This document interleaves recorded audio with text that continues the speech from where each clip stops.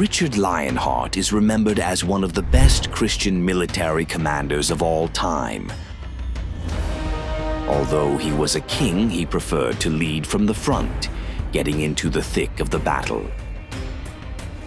This is the epic story of his journey to the Crusades and how his Christian forces almost conquered Jerusalem.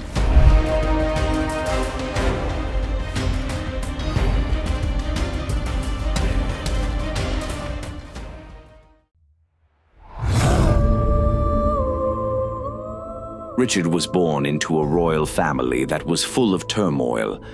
The third in line to the throne, it was never believed that he would take control. As he grew up, his older brothers rebelled against his father, King Henry II.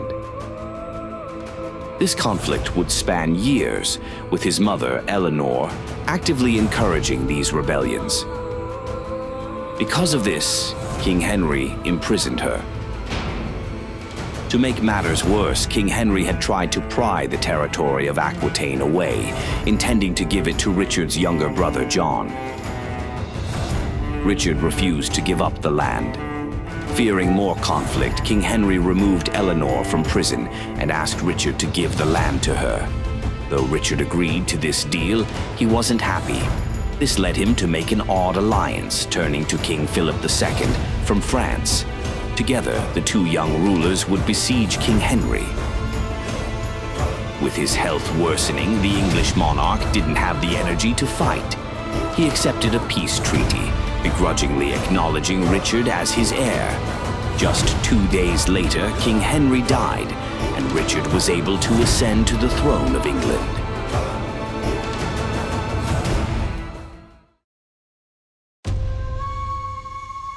On the other side of the world, the Holy Land was in the midst of vicious fighting. The land had once belonged to Christians, but Jerusalem had fallen under Muslim rule, presided over by Saladin. Angered by this defeat, the church requested a crusade. King Richard was ready to answer the call.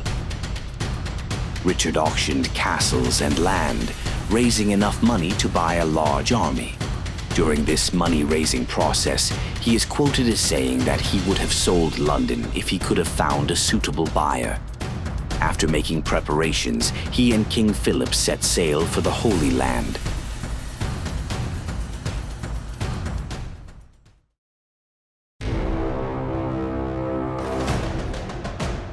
Upon their arrival, they found the port city of Acre had been lost to Muslim forces. King Richard joined the siege, fighting to reclaim the territory, but he quickly hit a roadblock as he grew sick with scurvy. Though he was so ill that he could barely stand, Richard still demanded to join the fight. So, he was draped in a thick quilt and loaded onto a stretcher. From there, he got carried around the battlefield, using a crossbow to fire at Muslim guards. Eventually, the siege was over, and the land was reclaimed by Christian soldiers. While this was a great victory, it would lead to the darkest moment in King Richard's reign.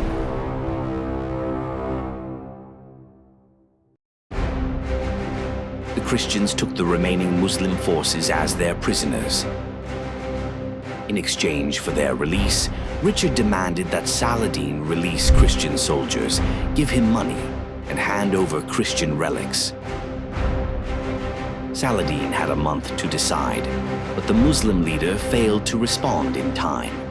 This forced King Richard to make a ruthless decision. All 3,000 Muslim prisoners were killed. The Crusades continued, with Christian forces marching towards Jerusalem. Richard knew that he was going to face resistance, so his forces had to stick in a tight formation and remain close to the shore. That allowed ships to offer some protection. At the end of their march, Richard set up a stronghold in Jaffa, which would be used as a base for his coming assault on Jerusalem. During Richard's time in the Crusades, he would lead 2 attempts to retake the Holy Land. On his second march, he came agonizingly close. Due to tension between Christian leaders, he was forced to turn around just 12 miles short of his final destination. Richard wanted to take Egypt, which was an important trading post. With this leverage, he was sure that he could force Saladin to surrender. The Duke of Burgundy, though, wanted to advance and capture Jerusalem. Richard made his position clear. He would participate in the march to Jerusalem, but only as a soldier. Someone else would have to be the leader. The resulting stalemate caused the momentum to stall. With morale among Christian soldiers starting to fade, they decided to fall back.